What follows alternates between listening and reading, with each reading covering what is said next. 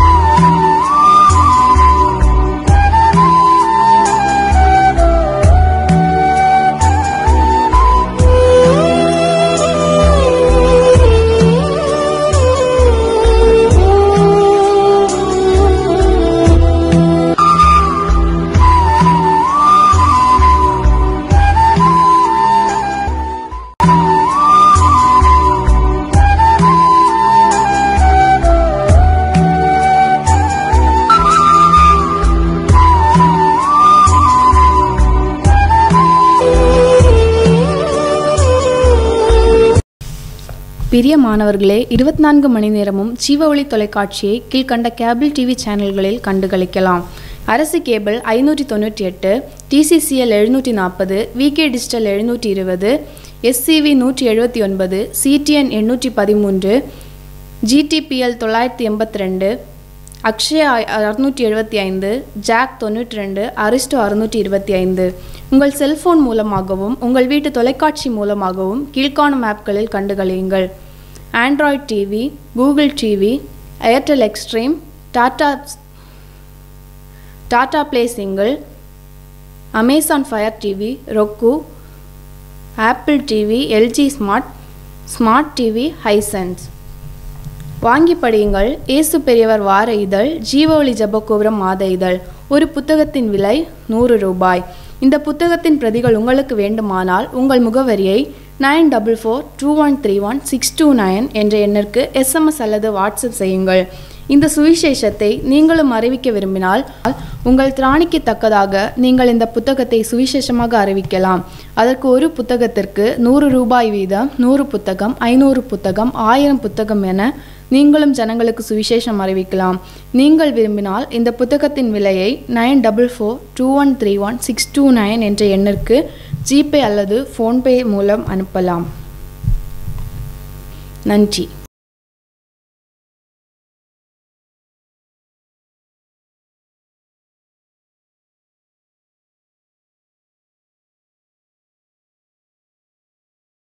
நாமத்துக்கு சோத்திரம். கர்த்தர் என்னை சிறு சாட்சியாக நிறுத்தின கர்த்தருக்கு கொடான கொடி நன்றி. விசாலக்கிழமை நைட்டு விசாலக்கிழமை எங்கள் பொண்ணுக்கிட்ட போயிட்டு நான் போயிட்டு வந்துட்டு அந்த நைட்டு படுத்து எழுந்தாக்கா காலு கீழே வைக்கிறதுக்கு கூட என்னால் முடியல, தூக்கி பக்கம் வைக்க கூட முடியல. அப்படியே அது என்ன சொல்கிறதுன்னு எனக்கு என்னன்னு தெரில. அப்படி இழுக்குது, சீவு பிடிச்சின்னு ஒரு எதனா சீவு பிடிச்சிக்கினா இழுக்குது, அது மாதிரி இப்படி பிடிச்சி அப்படியே இழுக்குது. தைலம் போட்டேன், என்னென்னமோ பண்ணான், ஊசி போட்டுக்கினா 5000 செலவு பண்ணான் ஆஸ்பத்திரிக்கு. அப்போ கூட எனக்கு நல்லாகல ஒன்றும் இல்லை. அப்புறமா ஜோம் பண்ணேன், எண்ணெய் போட்டான். அப்போ எனக்கு அது சுகமாக முழுசாக சுகம் ஆகலை. அப்புறம் நான் அந்த நைட்டு ஒரு 4 மணிக்கா விடிய 4 மணிக்கா ஏசப்பா நான் ஜீவ ஒளி ஜபகோபுரத்தில் சாட்சி சொல்கிறேன், எனக்கு இந்த கால் வலி இதோடு அப்படியே நின்றுணும் அப்படின்னு சொல்லிட்டு நான் 4 மணிக்கா நான் மனசுக்குள்ளே நினச்சிக்கினேன். அப்புறமா சரி ஒரு 5 நிமிஷம் கூட இல்லை, அந்த வலி அப்படியே நல்லாயிருச்சு. அந்த வலி திரும்ப நான் எழுந்து நடந்து பார்க்குறேன், அந்த வலி இல்லை, சுத்தமாக நல்லால. அப்படியே சுத்தமாக நல்லாயிருச்சு. அந்த கால் வலி ஜில்லான்னு 2 காலம் அந்த சைன் போடுறதுக்கு கீழே மட்டும் காலு கீழே ஊண்டி வைக்கவே முடியாது, அந்த மாதிரி ஆயிடுச்சு. எனக்கு ஒரு வாரம் மாட்டும் அந்த மாதிரி ஆயிடுச்சு. அப்புறமா அது ஆண்டவர்கிட்ட அது வேணுனதான் எனக்கு நல்லாயிருச்சு. 2002 எனக்கு டச்சு செல்லு வச்சுன்னு நான் சாமி இதெல்லாம் பார்த்துனுக்குவேன். 2002 வந்து தான் ஜீவ ஒளி பார்த்தம்போது பார்த்துட்டு நான் அப்படியே வந்தேன். அதுக்கு பின்னாடி ஏதோ ஒரு பிரச்சனை வந்து அண்ணாக்கிட்ட வந்து நான் ஃபோன் பண்ண பின்னாடி அப்போ பேசினதான் அந்த இங்கே வரல ஒன்றும் இல்லை. எங்கள் வீட்டான வந்து எனக்கு வந்து என்ன எப்படி இருக்குனாக்கா, எங்கள் வீட்டுக்கார் வந்து குடிச்சிருவார். அப்போ எனக்கு ரொம்ப பிரச்சனையாக்கும், நம்ம சாமி இப்போ கும்பிட்றோம்பா இப்படி குடிச்சுன்னுக்கிறாங்களே அப்படின்னு சொல்லிட்டு ரொம்ப பிரச்சனையாக்கும். நானும் ரொம்ப டென்ஷன் ஆகி பேசிடுவேன். அப்போ நான் நினச்சின்னுக்கிறேன், நம்ம இவர் கூட டெய்லியே குடிச்சிட்டு அப்போத்துலேருந்து இப்போ இந்த வரைக்கும் குடிச்சிட்டு இவர் இப்படியே பண்ணின்னுக்கிறாரு. நம்ம 1 மாதங்காட்டி எனக்கு அதே தான் வாசனை. நம்ம புளியா மரத்தில் ஜுருக்கு போட்டுக்கணும், செத்துடணும், காத்தால் எழுந்து பார்த்தா எங்கள் வீட்டுக்கார் அப்படியே போனதான் பார்க்கணும் அப்படின்னு நான்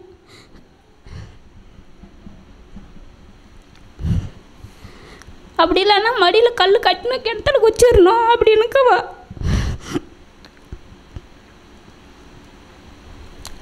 ஒரு மாதங்காட்டி அப்படி தான் இருக்கும் எனக்கு.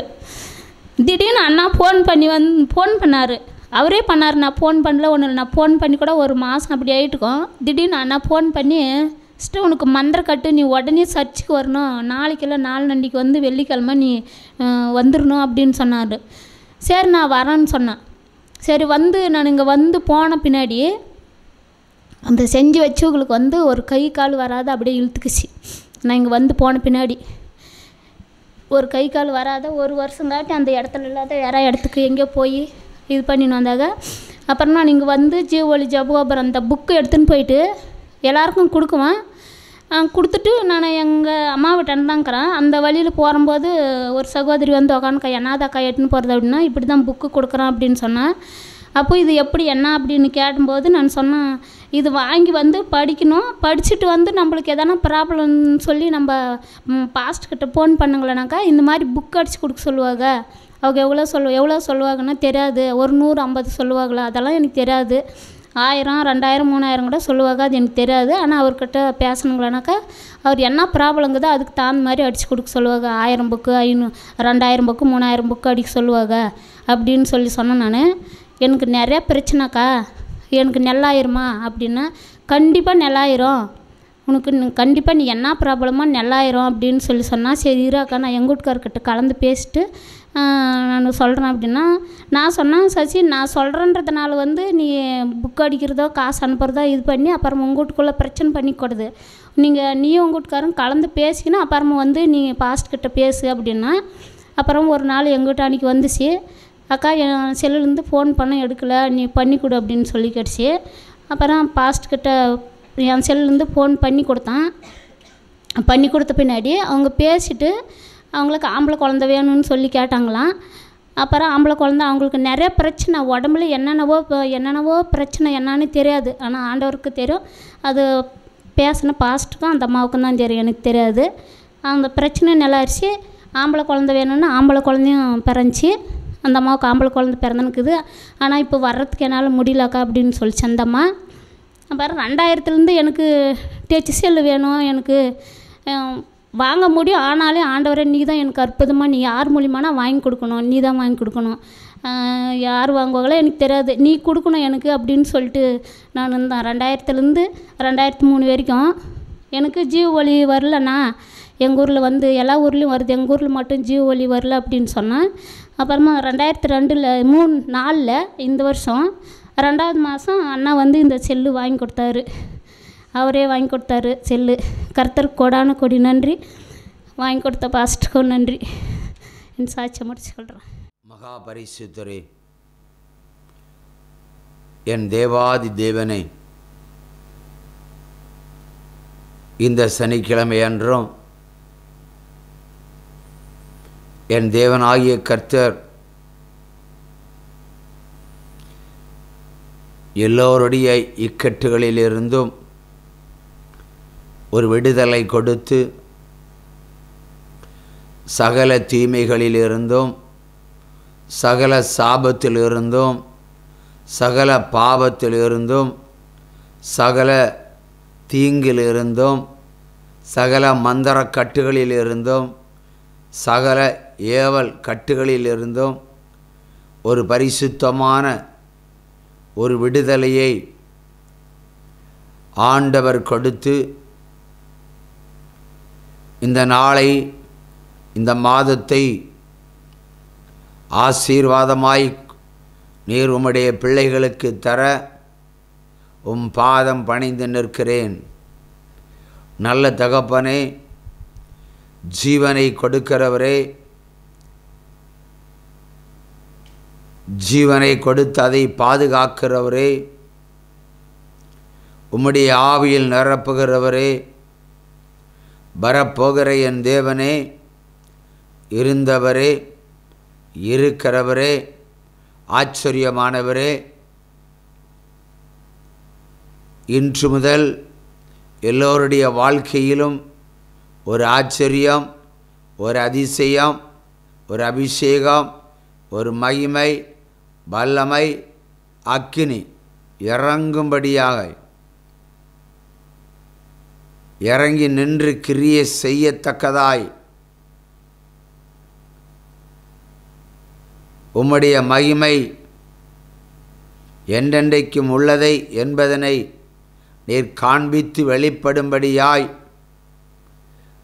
பாதம் பணிகிறேன் தகப்பனே. சாபத்தோடு இருக்கிற பிள்ளைகள் சாபத்திலிருந்து விடுதலை பெறவும், பாவத்தில் இருக்கிற பிள்ளைகள் பாவத்திலிருந்து வெளியே வரவும் யாக்கோபின் தேவன் இன்றைக்கு கிருபை செய்ய மனதுருகும் தகப்பனே.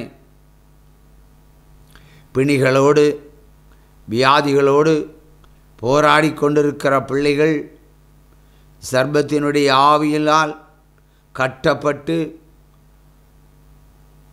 சாத்தானால் நொறுக்கப்பட்டு பலவீனம் அடைந்து நிற்கிற ஒவ்வொரு குடும்பத்தையும் ஒவ்வொரு பிள்ளைகளையும் இன்றைக்கே நீர் விடுவிக்கும்படியாக செபிக்கிறேன் ஐயா.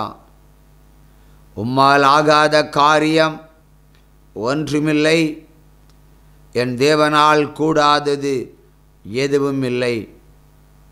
அதிசயங்களை காண பண்ணுகிற என் நல்ல தகப்பனே, ஓடைய உச்சம் தலை முதல் உள்ளங்கால் வரைக்கும் உம்முடைய பரிசுத்தத்தை நீர் கொடுத்து யாதொரு தீங்கிக்கும் யாதொரு தீமைக்கும் ஒப்பு கொடாதபடி நடத்தும்படியாக செபிக்கிறேன் அப்பா. பிசாசால் போடப்பட்டிருக்கிற வியாதிகள், பிணிகள், நோய்கள், பாதைகள் எல்லாவற்றையும் நீர் எரித்து போடும்படியாக செபிக்கிறேன். நீர் உம்முடைய பிள்ளைகள் பலிதப்பி போகாதபடிக்கு உம்மால் அனுப்பப்பட்ட தீய சக்திகளையும் நீரே நிர்மூலமாக்கி பிள்ளைகளை பரிசுத்தம் பண்ண நீர் கிருபை செய்யும் ஆண்டவரே. ஒவ்வொருவர்களுக்கு முன்பாக ஒரு அதிசய வாசல் திறக்கட்டும் ஆண்டவரே. கடனோடு போராடி கொண்டிருக்கிற பிள்ளைகள், பாவத்தோடு போராடி கொண்டிருக்கிற பிள்ளைகள், விட முடியவில்லையே என்று கலங்கி தவிக்கிற பிள்ளைகள் ஒரு அதிசயத்தை காணும்படி கிருபை செய்யுங்கப்பா.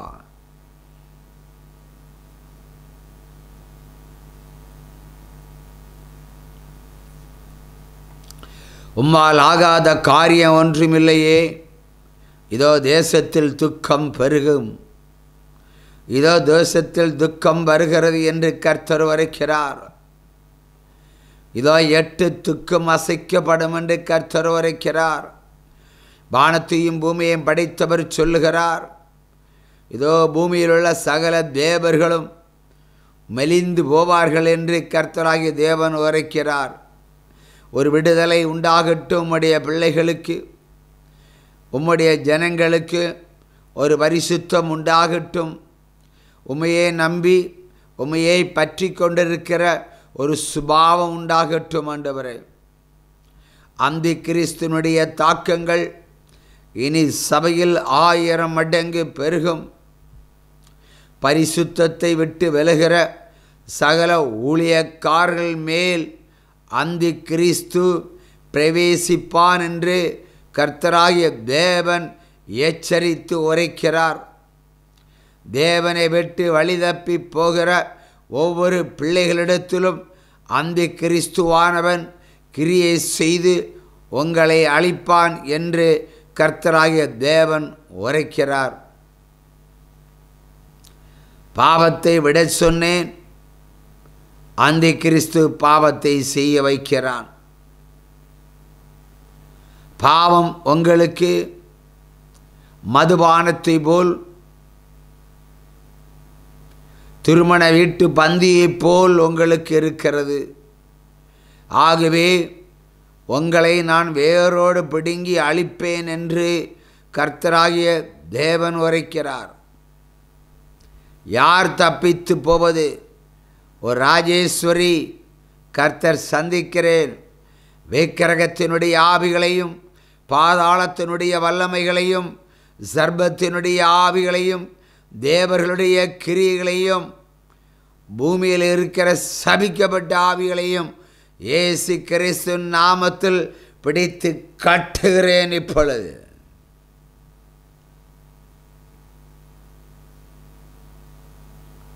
உம்மாலாகாத காரியம் ஒன்றுமில்லை, உம்மாலாகாத காரியம் ஒன்றுமில்லை. எல்லாமே உம்மாலாகும். அல்லேலூயா. எல்லாமே உம்மாலாகும்.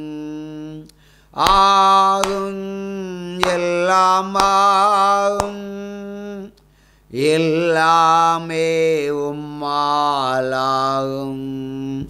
உம்மாலாகாத காரியம் ஒன்றுமில்லை. மறுபடியும் ராஜேஸ்வரி கர்த்தர் சந்திக்கிறேன் என்று சொல்லுகிறார்.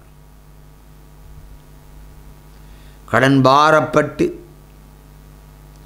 தூக்கு போட்டு சாவுவதற்கு திட்டம் போடுகிற உன்னை கர்த்தர் அநாதி சிநேகத்தால் உன்னை பிடித்து இழுத்து காப்பாற்றி இந்த பூமியில் சகல ஜாதிகளுக்கு முன்பாக உன்னை உயர்த்த போகிறேன் என்று கர்த்தராகிய தேவன் உரைக்கிறார்.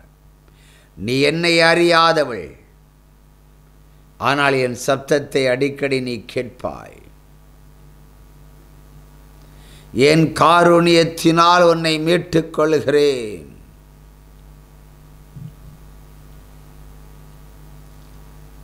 இதோ ஒரு தேவநாதன், உன் பெயரே தேவநாதன். உன் இருதயத்தில் வாழ்வு சுருக்கம், மூச்சு திணறல். உன்னை கர்த்தர் சர்ஜரி இல்லாமல் விடுவிக்கிறார். ஒரு அல்லேலூயா சொல்லு. அதிசயத்தை காண பண்ணுவேன். நான் தேவன் என்று நீயும் உன் கூட்டத்தாரும் அறிந்து கொள்ளுவீர்கள் என்று கர்த்தராகிய தேவன் உரைக்கிறார். சிங்கை கேவியோ, சூளை நெருப்போ, அவர் என்னை காத்திடுவார். சிங்கக்கேவியோ சூளை நெருப்போ அவர் என்னை காத்திடுவார். அவரே என்னை காண்பவர், அவரே என்னை காப்பவர். சிங்கக்கேவியோ சூளை நெருப்போ அவர் என்னை காத்திடுவார்.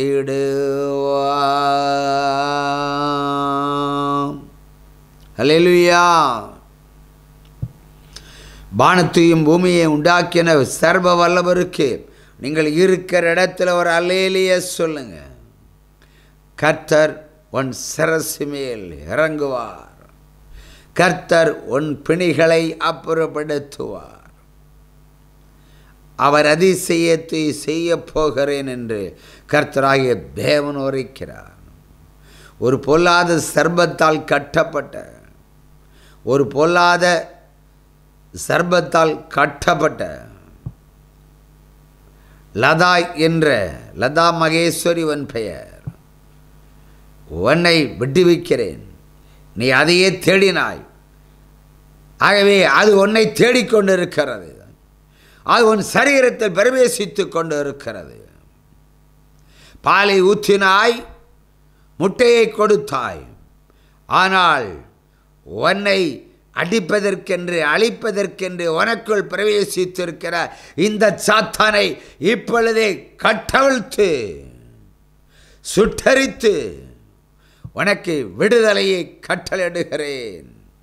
நீ நம்பு கர்த்தரை, நீ தேடு இயேசுவை, நீ பாரு அவர் முகத்தை.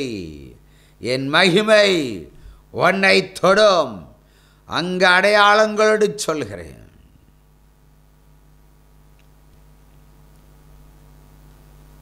உன் இடது கன்னத்தில் 2 மச்சம்,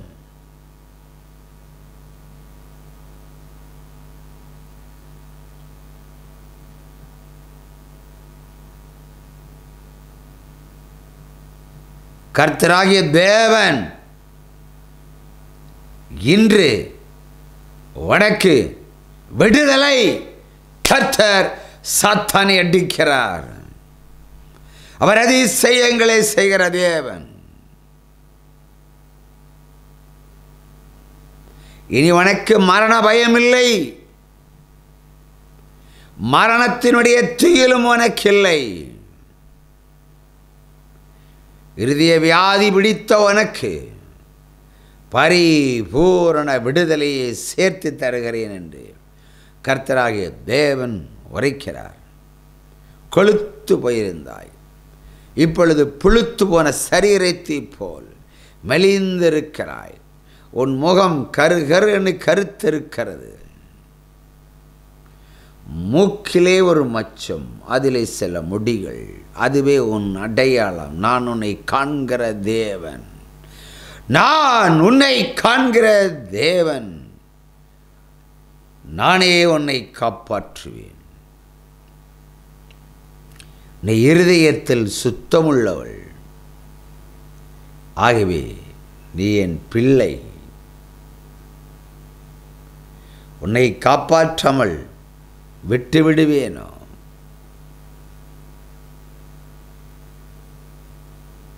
நான் கைவிடாத தேவன்,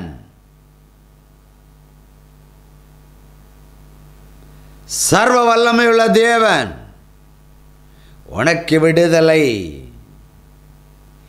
இன்றே காண்கிறாய், இன்றே காண்கிறாய். கர்த்தருடைய சொல் கேளாதவன் எவனோ எவளோ வேரோட பிடுங்கி அழிப்பேன் என்று கர்த்தராகிய தேவன் உரைக்கிறார்.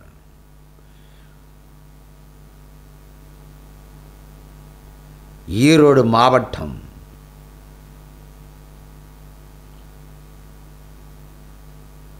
ஒரு அழிவுக்கென்று வைக்கப்படுகிறது. ஜனங்களை ஒரு திகிலும் கலக்கவும் பிடித்து கொள்ளும். அசைய பண்ணுவேன், நடுங்க பண்ணுவேன். விக்கிர தோப்புகள் அசையும், குலுங்கும், நிர்மூலமாகும். நான் என் சத்துருக்களை நிர்மூலமாக்குகிற தேவன். விடுதலை நாயகன் வெற்றியை தருகிறார், எனக்குள்ளே இருக்கிறார், என்ன ஆனந்தம். விடுதலை நாயகன் வெற்றியை தருகிறார், எனக்குள்ளே இருக்கிறார், என்ன ஆனந்தம். நான் பாடி பாடி மகிழ்வேன், தினம் ஓடி ஓடி துதிப்பேன். நான் பாடி பாடி மகிழ்வேன், எங்கும் ஓடி ஓடி செல்லுவேன். என் இயேசு ஜீவிக்கிறார், என் இயேசு ஜீவிக்கிறார். விடுதலை நாயகன் வெற்றியை தருகிறார், எனக்குள்ளே இருக்கிறார், என்ன ஆனந்தம். ஹல்லேலூயா.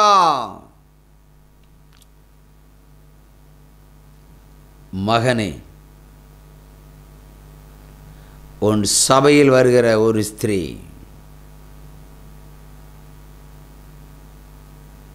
ஒரு வாலிப ஸ்திரீ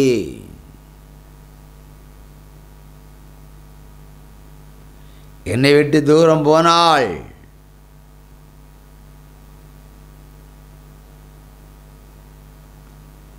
பாவத்தை பசும்பால் போல் குடித்து வருகிறாள். விக்கிரகத்தோடு சயனித்து வருகிறாள்.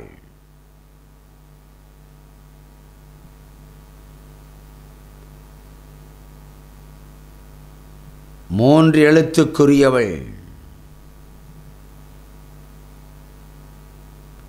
அடித்து நிர்மூலமாக்கி அவளை பாழாக்கி வனாந்தரத்தில் வீசி எறிவேன் என்று கர்த்தராகிய தேவன் உரைக்கிறார்.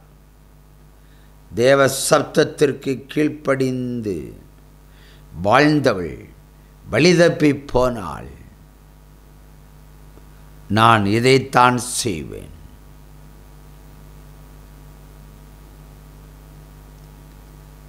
கர்த்தர் ஸ்திரீயையும் அடித்து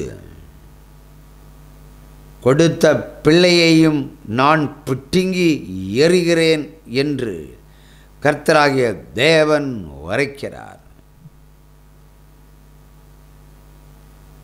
விக்கிரகத்தினுடைய ஆவியினால் கட்டப்பட்டு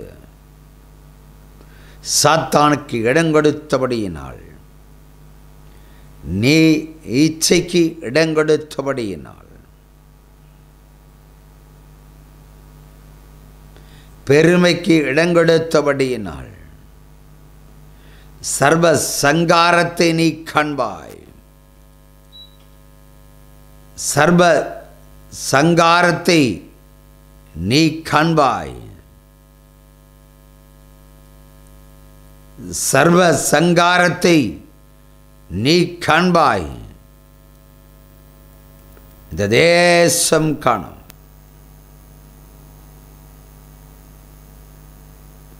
பாழான வனாந்தரத்தில் பாவத்தில் நீந்தி வந்த உன்னை நான் பிடித்து பரிசுத்தம் பண்ணி பரிசுத்த பர்வதத்தில் வைத்தேன். நீ பரிசுத்த பர்வதத்திலே துரோகம் அழைத்திருக்கிறாய்.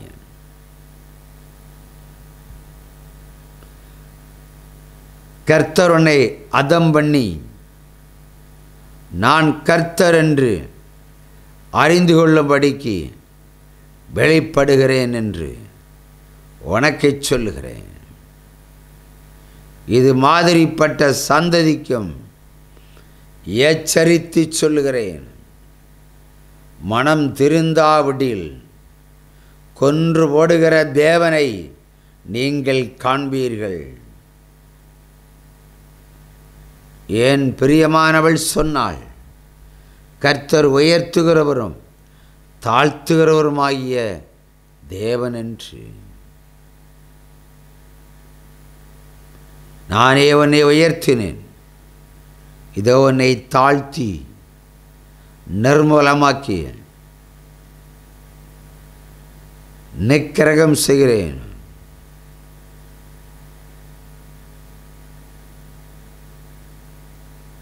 உன் மடியில் போட்ட பிள்ளையையும் உன்னுடைய விபச்சார கணக்குதலினால் அதம் பண்ணுகிறேன். ஓடிப்போ, எங்கு சென்றாலும் கர்த்தருடைய பட்டயம் உன்னை வெட்டும், உன்னை அழிக்கும், உன்னை உருவக்குத்தும். உன் பிராணன் வரைக்கும் இந்த பட்டயம் உன்னை வெட்டும், உன்னை அழிக்கும். எது பரிசுத்தம்? கர்த்தருக்கு கீழ்ப்படிதல்.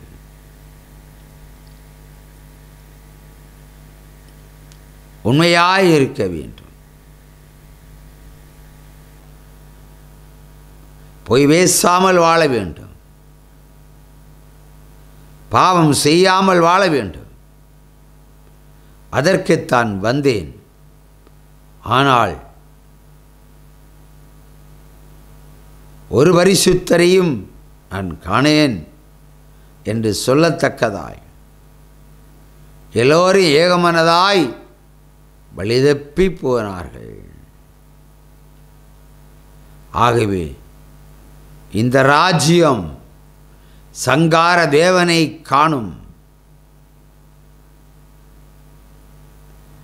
இந்த ராஜ்யம் சங்கார தேவனை காணும். எக்கால சப்தம், தூதர்கள் கூட்டம், இயேசு வருகின்றார்.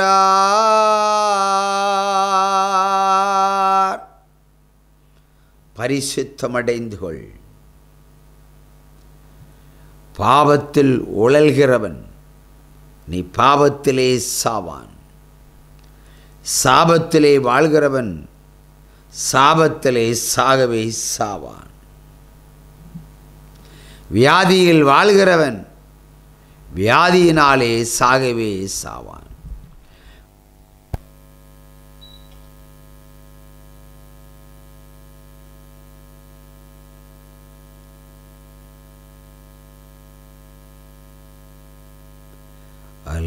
அல்லேலூயா,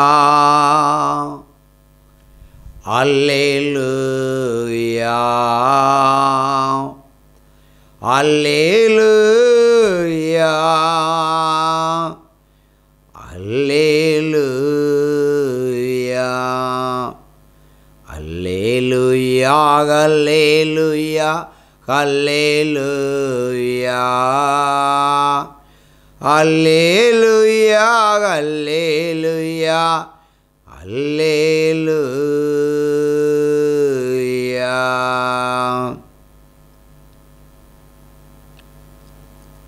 ஒரு குடும்பத்தை பார்க்கிறேன். 4 பேருக்கும் சங்காரம். தேவனுடைய நாமத்தை தூஷித்துக் கொண்டிருக்கிறீர்கள். தேவ மனுஷனை தகாத எண்ணங்களினால், பொய்யான வார்த்தையினால் தூஷிக்கிறீர்கள்.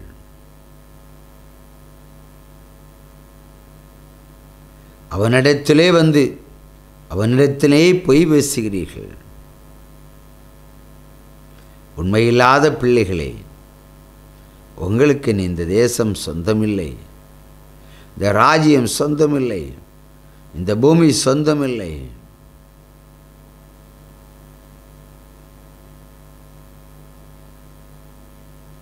என்னுடைய நாமத்தை தூசிக்கிறவன் கொலை செய்யப்பட வேண்டும் என்று வேதம் சொல்லுகிறது.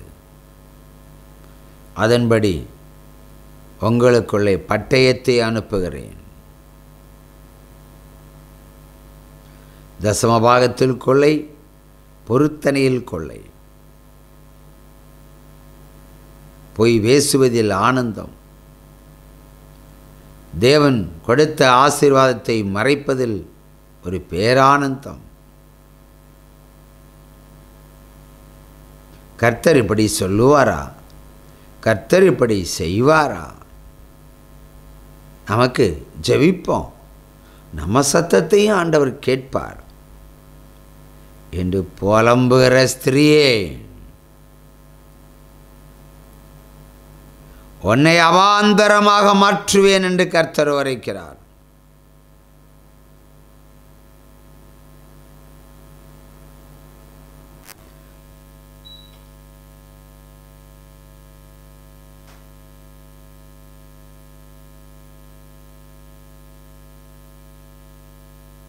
உன் கண்களுக்கு முன்பாக அடித்து போடுவேன் என்று கர்த்தர் உரைக்கிறார். உன் பிள்ளைகளை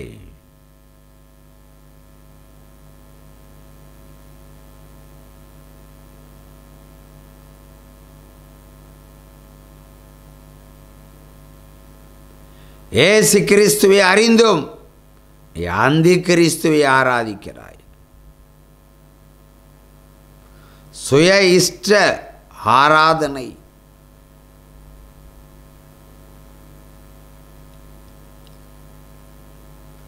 பொருளாதாரத்தில் பொய் பொய் பொய், போலியான கண்ணீர், உன்னை நான் இனி காண்பதில்லை. மிரியாவின் கதி உனக்கும் வரும்.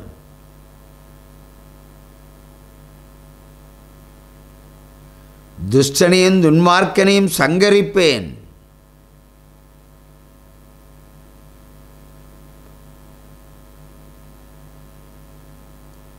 கலாவதி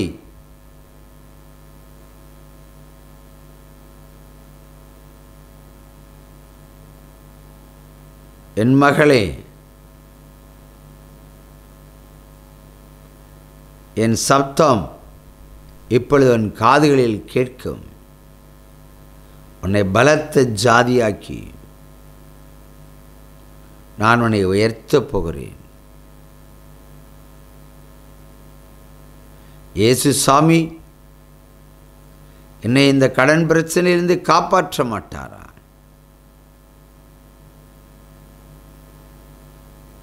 எனக்கும் இயேசு சுவாமியை பார்க்க வேண்டும். அவர்களைப் போல எனக்கும் செபிக்க வேண்டும்,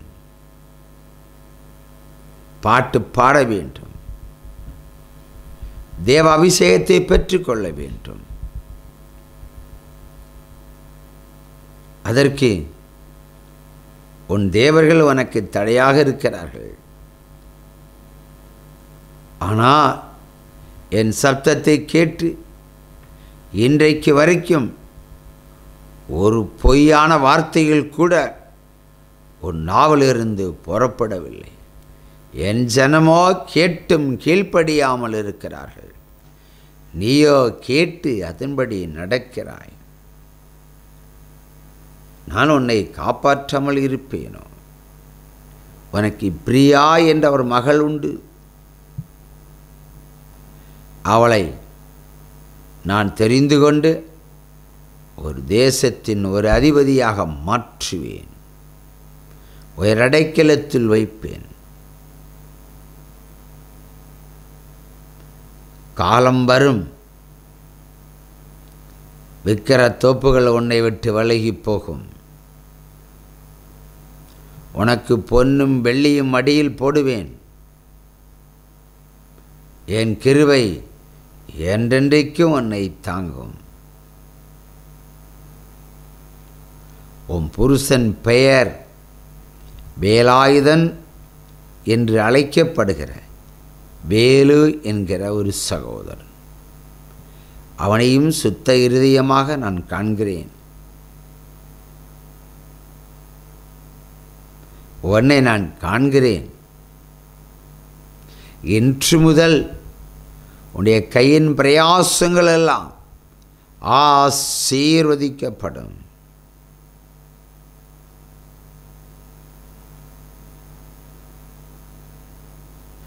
நீயும் என்னை காண்பாய். பொல்லாத ஸ்திரீயின் ஆவிகளை, பொல்லாத விக்கிரகத்தினுடைய ஆவிகளை இயேசு கிறிஸ்து நாமத்தில் பிடித்து கட்டுகிறேன்.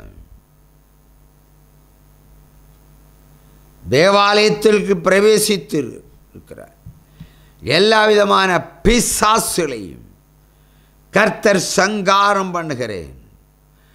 நான் நின்ற பூமி, ஏ சாத்தானே, உன்னை நிக்கிரகம் செய்கிறேன். ஜீவ ஒளி இந்த ஜாதிகளுக்கு வாசலாக வைத்திருக்கிறேன். இதில் பிரவேசிக்கிறவன் ஒருபோதும் வெட்கமடையான்.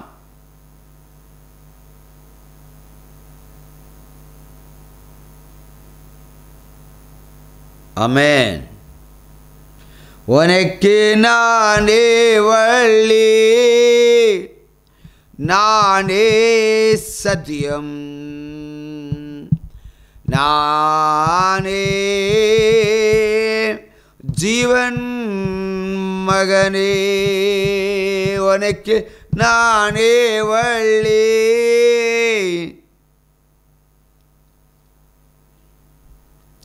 ஒரு பிரபலமான மருத்துவமனையில்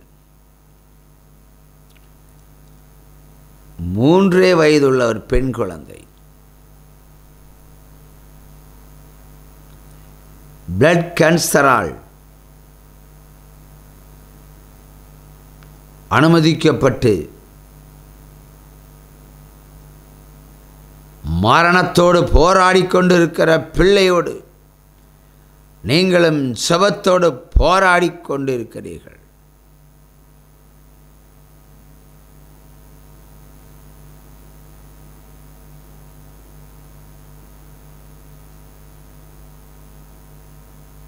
இன்றைக்கு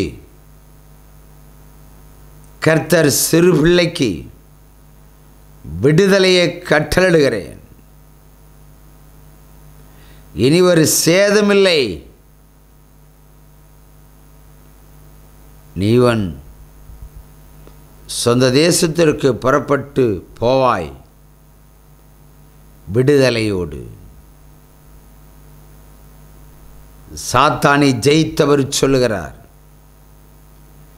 இனி உன் வாழ்க்கையில் துன்பம் வராது. என்னை தேடு, என்றென்றைக்கும் பிழைப்பாய். அல்லேலூயா, அல்லேலூயா.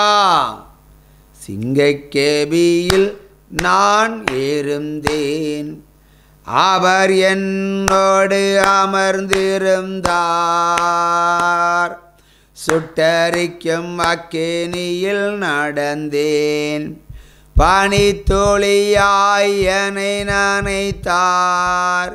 சிங்கக்கேபியோ சூளை நெருப்போ, அவர் என்னை காத்திடுவார்.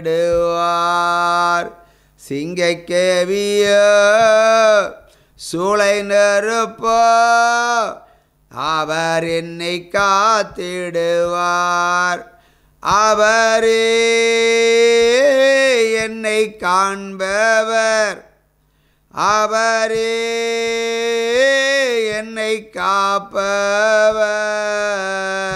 சிங்கக்கேபியோ சூளை நெருப்போ, அவர் என்னை காத்திடுவார்.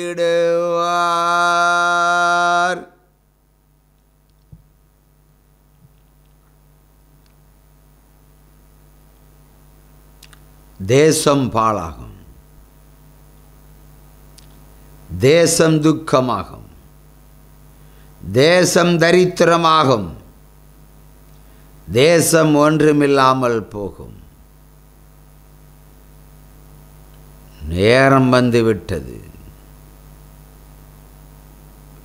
நீ மனம் திருந்துவாயோ?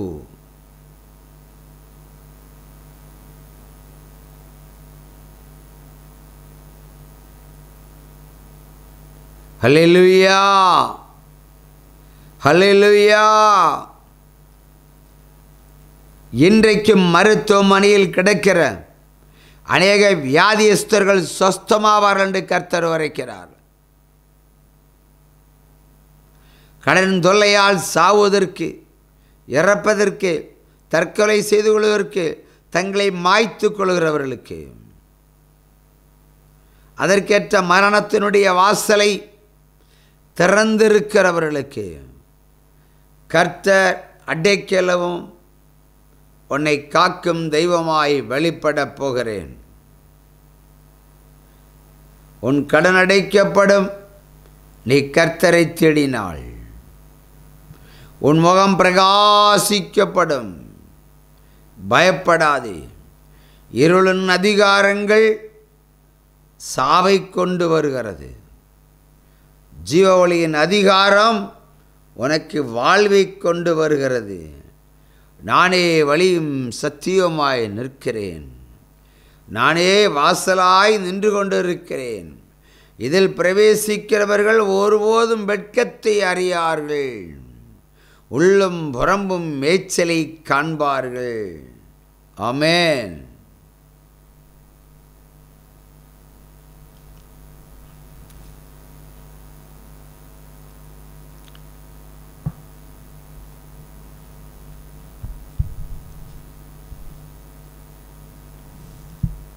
பிரியமானவர்களே,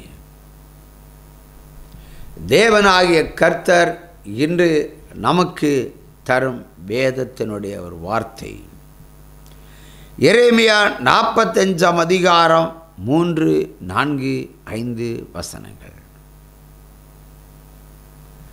அவர் சொல்கிறார், நான் கட்டினதையே இடிக்கிறேன்.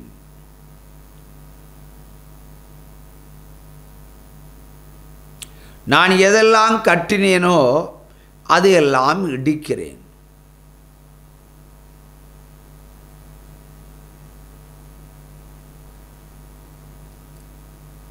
நானே உன்னை சிருஷ்டித்தேன், நானே உன்னை புதுப்பித்தேன்.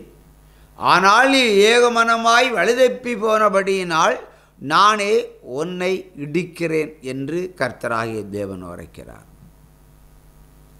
புலம்பல் 1 அதிகாரம் 20வது வசனத்தின்படி வீட்டிற்குள்ளே மரணம் பிரவேசிக்கும். நீ சாத்தானுடைய கரத்தை பிடித்துக்கொள். தேவர்களுடைய அஸ்திவாரத்தில் மறைந்து கொள். வேண்டுமானால் சமுத்திரத்தின் ஆழத்திலே பங்களா கட்டி அதற்குள் மறைந்து கொள். வேண்டுமானால் மலை உச்சியை குடைந்து அங்கே பதுங்கிக் கொள். உன்னை கர்த்தர் அடித்தே தீருவேன் என்று கர்த்தராகிய தேவன் உரைக்கிறார். பாவம் செய்யும் சமூகம் ஒளிந்து போகும். பாவம் செய்யும் ஜனங்கள் ஒளிந்து போவார்கள். பரிசுத்தவான்கள் மீதியாயிருப்பார்கள். பிரியமானவர்களே, கர்த்தராகிய தேவனால் கூடாத காரியம் ஒன்றுமில்லை. எதற்கு இதை பயன்படுத்துகிறாய்? நீ சுகபோகமாய் வாழ்வதற்கா? சுகபோகமாய் வாழ்கிறவள் உயிரோடு செத்தவள் அல்லவா? நீ பரிசுத்தமாய் வாழ்வதற்கென்றல்லவா இந்த வேதவசனத்தை பிடித்து கொள்ள வேண்டும். கர்த்தரால் கூடாத காரியம் ஒன்றுமில்லை என்று விபச்சாரத்திற்கு ஒரு கேடகமாய் பார்க்கிறாய். திருட்டுத்தனங்களுக்கெல்லாம் ஒரு கேடகமாய் பார்க்கிறாய். உன் பாவத்தில் என்னை பாதுகாப்பாய் வைத்துக் கொள்ளுகிறாய். துஷ்டனே, துன்மார்க்க ஸ்திரியே, நீங்கள் அடிக்கப்படுவீர்கள். நீங்கள் தப்பித்து போக முடியாது. எப்பேற்பட்ட தேவர்களுக்கு பின்னாடி சென்றாலும் கர்த்தருடைய பட்டயம் முன்னாடி வந்து உன் பிராணன் வரைக்கும் எட்டும்படிக்கு குத்தி போடுவேன். நீ அவ்வளவுதான். நீ ஒருபோது இருக்க மாட்டாய். பாவிக்கு நீ இடமில்லை. பாவி நீ ஜீவனோடு இருப்பதும் இல்லை.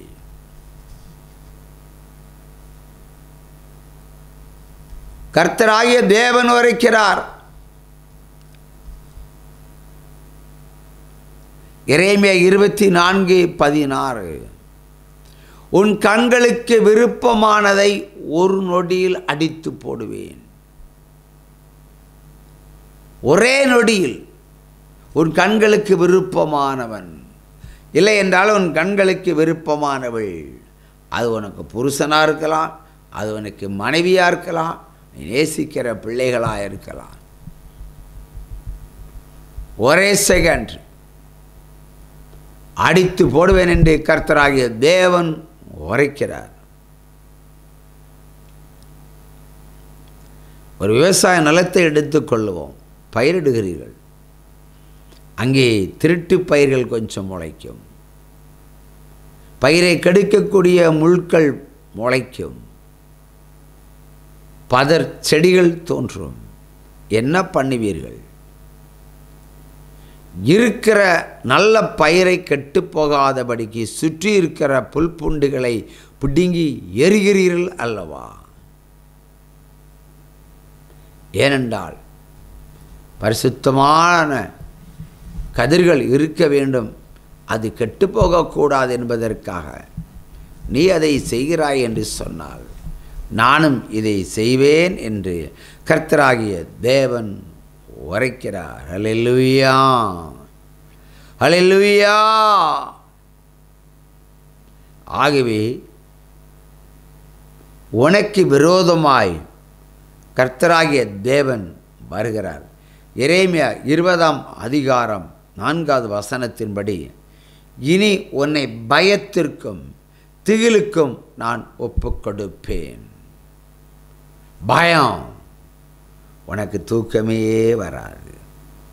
அது ஸ்லோ பாய்சன், விஷத்தை விட கொடுமையானது. பயம், அதை நான் உனக்கு வைத்திருக்கிறேன் என்று கர்த்தராகிய தேவன் உரைக்கிறார். அல்லேலூயா.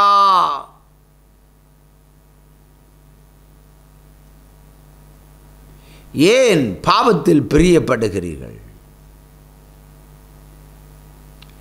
ஏன் சாபத்தில் வாழ்கிறீர்கள்? ஏன் வேசித்தனத்தில் வாழ்கிறீர்கள்?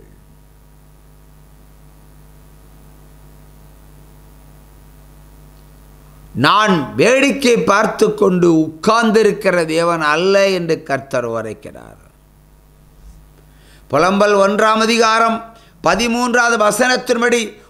உன்னுடைய எலும்புகளுக்குள்ளே என் அக்கினி பாயும். எந்த மருத்துவமனையும் உன்னை சுஸ்தமாக்குவதில்லை. உன் எலும்புகளுக்குள்ளே ஒரு அக்கினி பாயும். உன் எலும்புகளுக்குள்ளே எண்ணெயை ஊற்றுவேன். குளிர் போல் சிலிர்த்து கொண்டிருப்பாய், விரைத்து கொண்டிருப்பாய். நீ செய்கிற பாவத்துக்கும் துரோகத்திற்கும் இதைவிட நான் வேறு என்ன செய்ய வேண்டும்? உன்மேல் பிரியங்கொண்டே உன்மேல் நம்பிக்கை வைத்தேன், என்னை அப்பா என்று அழைப்பாய் என்று.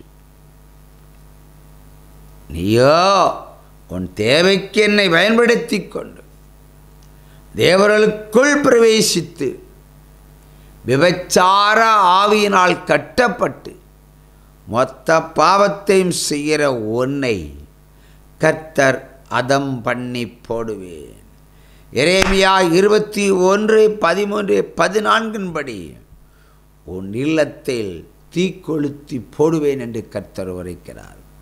அது அவியாமல் பற்றி எரியும்.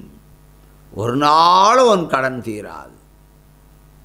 எத்தனை ஏக்கர் நிலத்தை விற்றாலும் உன் கடன் அடைத்து முடிக்கப்படுவதில்லை. சாபம் நிறைந்திருக்கிறது, பாவம் நிறைந்திருக்கிறது.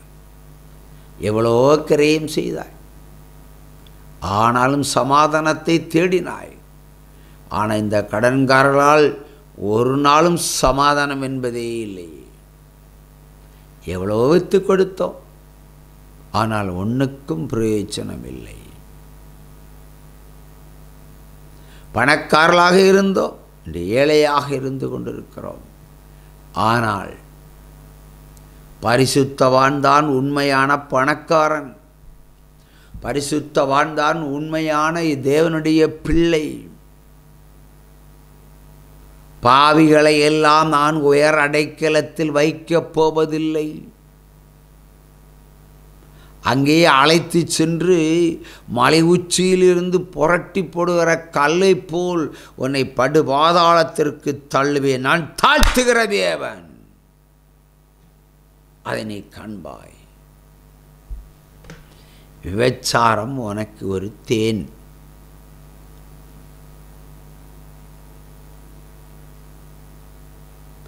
சாபம் உனக்கு படுக்கை அறை,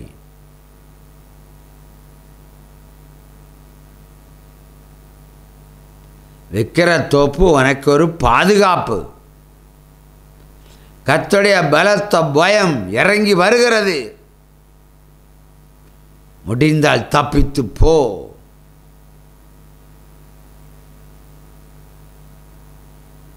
கர்த்தர் உன்னை கொன்று போடுவதற்கு பட்டயத்தை அனுப்பியிருக்கிறார். நின்று கர்த்தர் உன்னை நிர்மூலமாக்குவார். பரிசுத்த ஆவியானவருடைய வல்லமை சகல சாத்தானையும் அழித்து போடும். ஏ விக்கிரமே, நீ நடுங்குகிறாய். இப்பொழுது கர்த்தரை கண்டேன், நடுங்குகிறாய். முறிக்கப்பட்டிருக்கிறாய். உன் அதிகாரம் பறிக்கப்படும். என் தேவன் அதிசயமானவர். அல்லேலூயா.